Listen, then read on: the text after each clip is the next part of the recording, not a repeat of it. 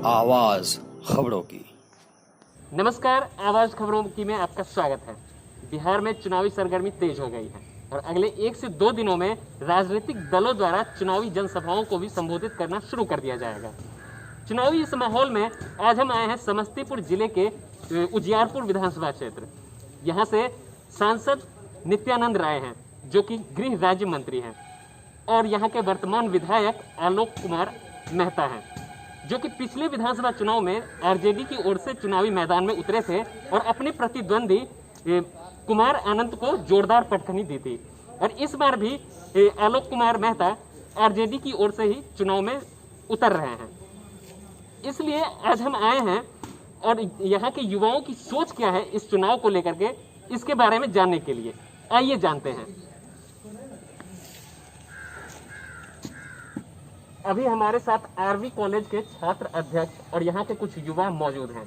आइए जानते हैं अभी उजियारपुर के लोगों को आने वाली सरकार से क्या उम्मीदें हैं और यहाँ पे चुनावी माहौल कैसा है, इसके बारे में। सर, इस बार चुनावी मुद्दा क्या रहने वाला है? देखिए, चुनावी मुद्दा यहाँ पे शिक्षा को लेकर है। यहाँ दलसिंहसराय में वर्तमान स्थिति में 32 नंबर गुमती है, जो कि लोकसभा हो और चाहे विधानसभा हो, कोई भी चुनाव हो, वो मुद्दा ज़रूर बनता है। क्योंकि समस्या उससे इतनी ज़्यादा है कि लोगों के बीच में बहुत आक्रोश रहता है। क्योंकि सारे हॉस्पिटल्स, कॉलेजेस, कोर्ट, सारे चीज़ें उसके बाहर जाना पड़ता है, आना पड़ता है। तो ओवरब्रिज का मुद्दा है। छात्रों को मान लीजिए वर्तमान स्थिति में शिक्षा की स्तर जो है हमारे यहाँ इतनी खराब स्थिति है, ये भी मुद्दा है, शिक्षा का भी मुद्दा है। सर, तो यहाँ के लोगों की उम्मीद क्या है आने वाली सरकार से? आने वाली सरकार से उम्मीद है कि बेरोजगारी है, बेरोजगारी को ख़त्म करे। शिक्षा का जो स्तर बिहार का है, आप देख लीजिए कि कॉलेजेस हैं, बिल्डिंग्स है, लेकिन शिक्षकें नहीं है। अब बात है, बिना गुरु के ज्ञान मिलता है? बिल्कुल नहीं मिलता है। तो शिक्षा का भी स्तर है। शिक्षा का भी स्तर है। यहाँ पे जो नीतीश कुमार है, उन्होंने पिछले विधानसभा चुनाव में, जब वो महागठबंधन में थे, तो वो 7 निश्चय योजना लाए थे, जो कि विपक्ष की ओर से कहा भी जा रहा है कि 7 निश्चय योजना में भ्रष्टाचार हुआ है और वो काम पूरा नहीं हो पाया। लेकिन इस बार उन्होंने बताया कि इस चुनाव में वो 7 निश्चय पार्ट 2 लाने वाले हैं। तो इस पे आप क्या कहेंगे? देखिए, 7 निश्चय पार्ट 2 मतलब क्या है? अब पहले था घोटाला, अब सबसे बड़ा घोटाला का पार्ट 2 आ रहा है। 7 निश्चय योजना पूरे प्रदेश की जनता जानती है कि 7 निश्चय योजना एक घोटाला योजना है। आप देख लीजिए, जनरल हो, ये सब क्या है? कुछ नहीं है, सारा घोटाला का योजना है। और अब पार्ट 2 की भी बात कर रही है 7 निश्चय, मतलब अब इससे भी बड़ा घोटाला करने की बात कर रही है नीतीश कुमार। तो अभी जो एनडीए में खटपट चल रही है, लोजपा बोल रही है कि हम बीजेपी को सपोर्ट करेंगे, लेकिन जेडीयू के खिलाफ हम अपने उम्मीदवार उतारेंगे। अगर मान के चलिए जो एलजेपी और बीजेपी को मिलकर सरकार बनानी पड़े, तब जेडीयू क्या करेगी? देखिए, अब यहाँ पे बीजेपी है और एलजेपी है और जेडीयू है। ये लोग बिहार की जनता को मूर्ख, बेवकूफ़ समझती है। और ये लोग जो खेल, ये लोग का जो दिख रहा है कि हाथ रखे हुए हैं जेडीयू के साथ, अब पीछे से हाथ मिला रहे हैं एलजेपी के साथ, तो ये जनता अच्छे से समझ रही है कि इन लोग का क्या नीति है, बहुत अच्छे। लेकिन बीजेपी तो बोल रही है जो बिहार में हम अगर जो नीतीश का नेतृत्व नहीं लेंगे, नहीं उनको स्वीकार करेंगे, वो एनडीए के नहीं है। तो इस पे क्या कहना है?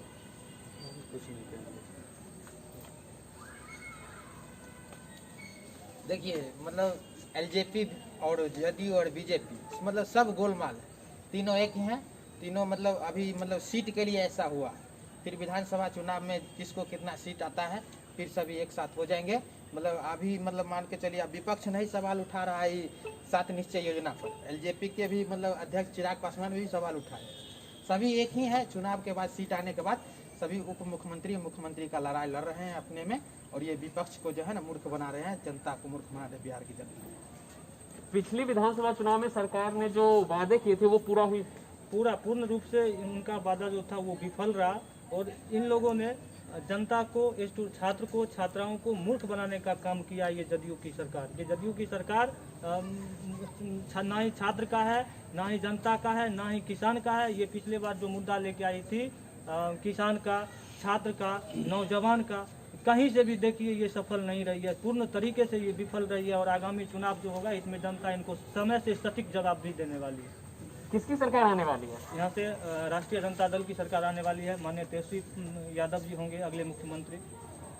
उससे पिछले 15 साल की सरकार भी हमने देख लिया है आरजेडी का, तो इसको लेकर के आप किसकी सरकार आते हुए देखना चाहते हैं? क्योंकि 15 साल दोनों ने चला लिया है, तो अब जो अगली 5 साल है इसमें किसकी सरकार बनने जा रही है? देखिए, आने वाला जो समय है वह समय जो है, देखिए अगर पहले की स्थिति देखा जाए तो अगर पहले की स्थिति में लालू जी जो थे वह बेस्ट थे, अभी भी गरीबों के मसीहा उनको कहा जाता है।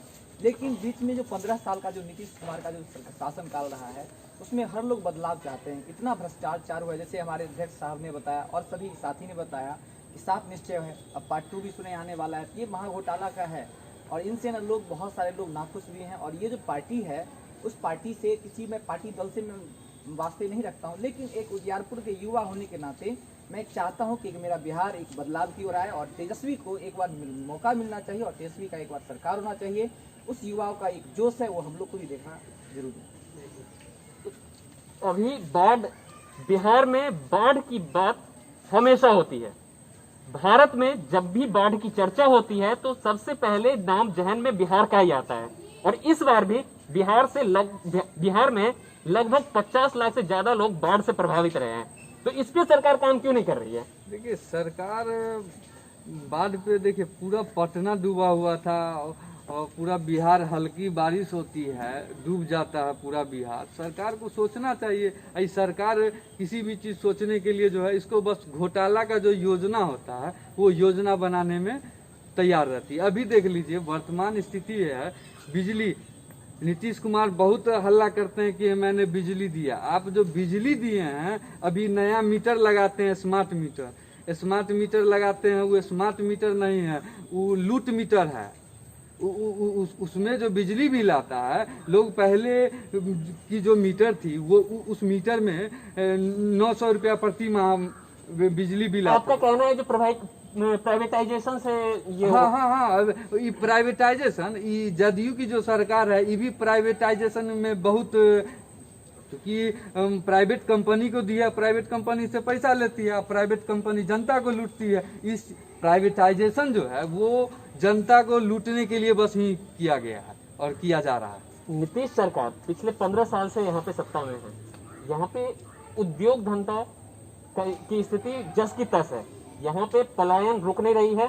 अभी जो लॉकडाउन हुआ है तो वापस जो इसी राज्य के जो लोग थे वो एक पलायन करके ही लौट रहे थे। इस पे आपका क्या कहना है? देखिए, पलायन की संख्या आप कहते हैं 60 लाख लोग बिहार के जो हमारे भाई बहन हैं, ये लोग बाहर में रहते हैं। सरकार को सोचा भाई 60 लाख आप उससे वोट लेते हैं और उसके बारे में सोचते नहीं है। देख लीजिए अभी हमारे जिला में रोजगार के लिए क्या है, कुछ नहीं है। अब लोग क्या करेंगे? सरकार सिर्फ पढ़ाई लिखाई में भी सिर्फ बिल्डिंग्स बनाए हुए डिग्री बांटती है, पढ़ाई भी नहीं देती है। क्या होगा? बेवकूफ बना रहे, एक युग के साथ खिलवाड़ कर रही है नीतीश कुमार। इस चीज को जनता समझ चुकी है कि ये जो सरकार है, वर्तमान सरकार है, ये सबसे ठग्गा सरकार है।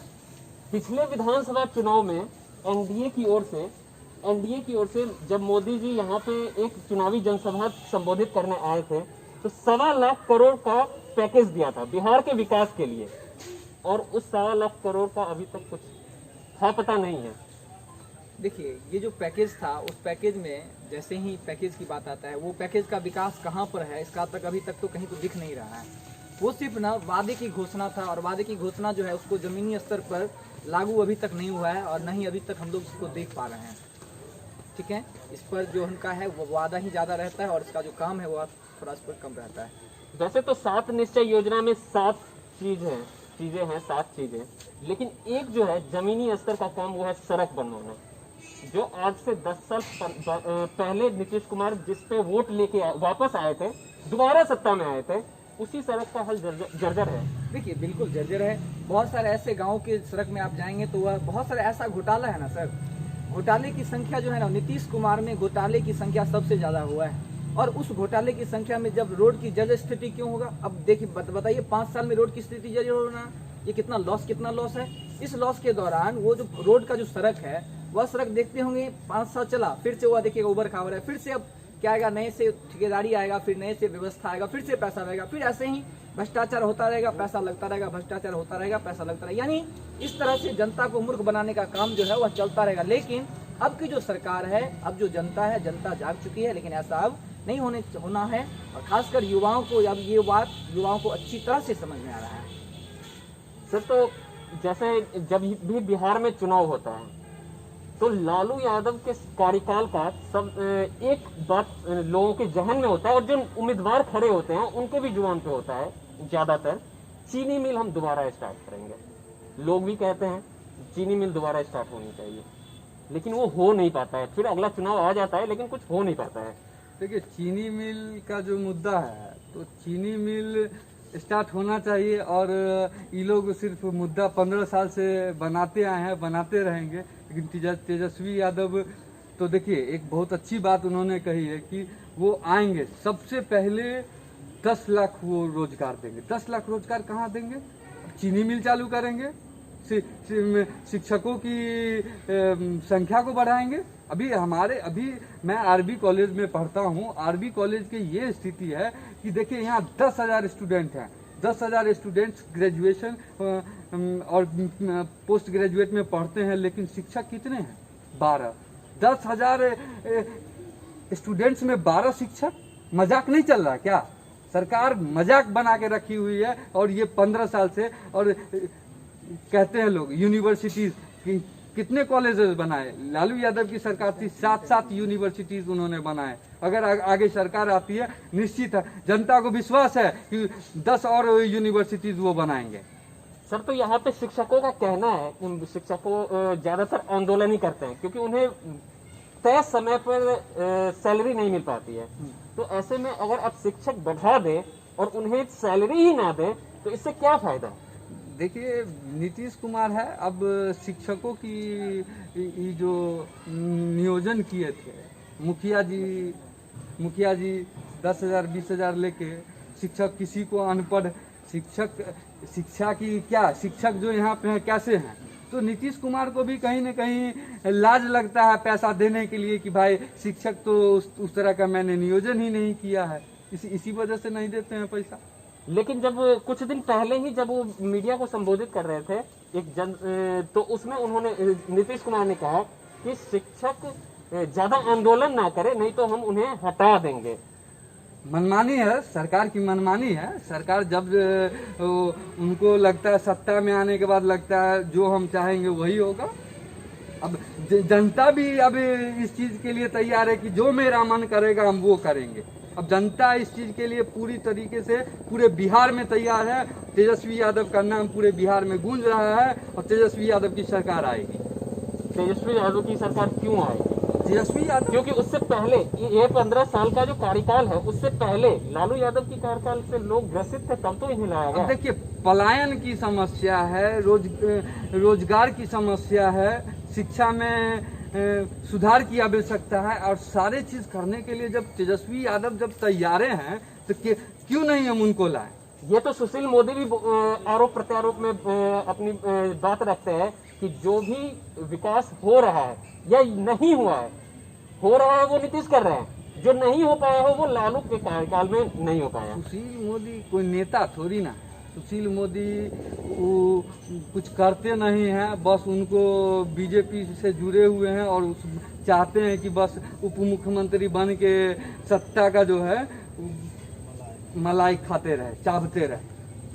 आपके अनुसार इस बार बिहार में किसकी सरकार आएगी? अब तो ये हम लोग का तो सोच है कि बार तेजस्वी को जरूर आना चाहिए, और युवाओं का सोच है। इसलिए तेजस्वी का जो वादा है, तेजस्वी जी का, वो वादे के अनुसार रोजगार का वादा है, और रोजगार के वादों के साथ साथ बेरोजगारी जब मिटेगा तो स्वाभाविक है कि युवा बढ़ेगा। रोजगार तो हर चुनाव के समय में बोला जाता है कि हम रोजगार देंगे, लेकिन वो कार्यकाल खत्म हो जाता है, लेकिन युवाओं को रोजगार नहीं मिल पाता। लेकिन एक बार देखना चाहिए ना, एक बार इनको भी देखना चाहिए, इन्होंने जो वादा किया ये वादा पूरा करते हैं या नहीं, इनको एक बार देखना चाहिए। टेस्टिंग करनी चाहिए इनको फिर से, बिल्कुल बिल्कुल। टेस्टिंग करनी चाहिए। हाँ, ये यूथ है, युवा हैं, और मेरा मानना है कि तेजस्वी यादव जी जरूर युवा के लिए कुछ सोचेंगे, रोजगार लाएंगे, स्वास्थ्य, शिक्षा, रोजगार, ये तीनों पे जरूर काम करेंगे। ऐसा तो घोषणा अभी जो नई नवेली पार्टी बनी है बिहार में, प्लूरल, उसके प्रमुख भी बोलते हैं, पुष्पम प्रिया चौधरी, कि हम बिहार में विकास लाएंगे, रोजगार लाएंगे, पलायन रोकेंगे। देखिए, बहुत अच्छी बात है, पुष्पम प्रिया महिला है और बिहार में पूरे बिहार का भ्रमण कर रही है, बहुत अच्छा एजुकेशन भी है। लेकिन राजनीति करने के लिए सिर्फ एजुकेशन की आवश्यकता नहीं है। तमिलनाडु में मुख्यमंत्री थे, 8वीं पास थे, लेकिन पूरे तमिलनाडु को उन्होंने बदल के रख दिया। तो सिर्फ एजुकेशन नहीं, यहाँ के लोगों को समझना जरूरी है। ठीक है, मेहनत कर रही है। और इस स्तर पे देखा जाए तो राबड़ी यादव भी यहाँ की मुख्यमंत्री रह चुकी है, तो तब बिहार क्यों नहीं बदला? राबड़ी यादव सरकार में थी तो बदला है बिहार, तो परिवर्तन तो हुआ ही। तो फिर नीतीश कुमार को जनता क्यों लाई और 15 साल जनता क्यों दी? देखिए, नीतीश कुमार आए हैं तो उस समय जो भी मुद्दा हो, जो भी इशू हो, जनता नीतीश कुमार को एक हो सकता है यहाँ की जनता है सोची बदल के देखते हैं, कुछ सरकार कुछ और परिवर्तन लाए। लेकिन सरकार, जनता इस चीज को बदल कर देख लिया कि इनसे कुछ नहीं होने वाला। अभी जो लॉकडाउन हुई थी उसमें गरीब बेहाल थे। यहाँ पे दिल्ली से दरभंगा एक लड़की साइकिल चला के अपने साइकिल पे अपने पिताजी को पीछे में बिठा के लाती है। सड़क रास्ते में उससे कोई पूछने वाला नहीं है, लेकिन जो ही वो घर आती है तो सब उसके घर पे पहुंच जाते हैं अपना नाम कमाने या फिर सही में उनका दर्द जानने के लिए। देखिए, वो लड़की अपनी मेहनत के बल पर वो अपने पिताजी को लेकर अपने घर पर आई, और मेहनत के बल पर जब आई तो उनकी पॉपुलैरिटी बढ़ गया, और जब जैसे ही पॉपुलैरिटी बढ़ गया तो लोग उससे मिलने के लिए आते हैं, और मिलने के लिए अपनी लोकप्रियता बढ़ाने के लिए वो आते हैं। और लड़की जो है वो, देखिए, एक युवा का यही तो है, एक युवा अपने आप को कैसे बदल सकता है, वो एक लड़की ने दिखा दी। भारतीय जनता पार्टी की बस यही पॉलिसी है। ऐसा देख के समय से तो कुछ काम करती नहीं है। ऐसा देख ली कि वहाँ से वो साइकिल से अपने पिताजी को पीछे बैठा के ले आई, उसके बाद वहाँ पे जाके वाहवाही लूटने गए थे। ये जनता को मूर्ख समझने वाली सरकार है। बिल्कुल, क्योंकि खुदा ना खास्ता अगर रास्ते में कुछ हो जाता तो तब तो कोई नहीं आता, लेकिन जो ही वो घर पहुंची तो सब नाम के लिए चले। हुआ ही ट्रेन पे पटरी पे लोग चल कर परेशान होकर सो गए। बताइए कितनी दर्दनाक घटना थी। सैकड़ों लोग, एक बार ट्रेन आई, सैकड़ों लोग कुचल कर चले गए। हमारे बिहार के भाई बहन, सरकार सोचती है, मजाक करती है। अभी कोरोना के नाम पे, अभी देखिए कहीं कहीं जगह कुछ ये भी आया है कि सरकार कोरोना के नाम पे लोग कुछ प्राइवेट हॉस्पिटल एडमिट करते हैं और उनके कुछ लंग्स वगैरह बेचते हैं। तो सरकार को ये सब चीज़ भी सोचना चाहिए। ये सब चीज़ बनारस में आया, मुंबई में आया, लेकिन कभी भी तो सरकार इस सब चीज़ पे बात नहीं कर रही है। कुल मिला के यहाँ से सरकार किसकी आएगी इस बार?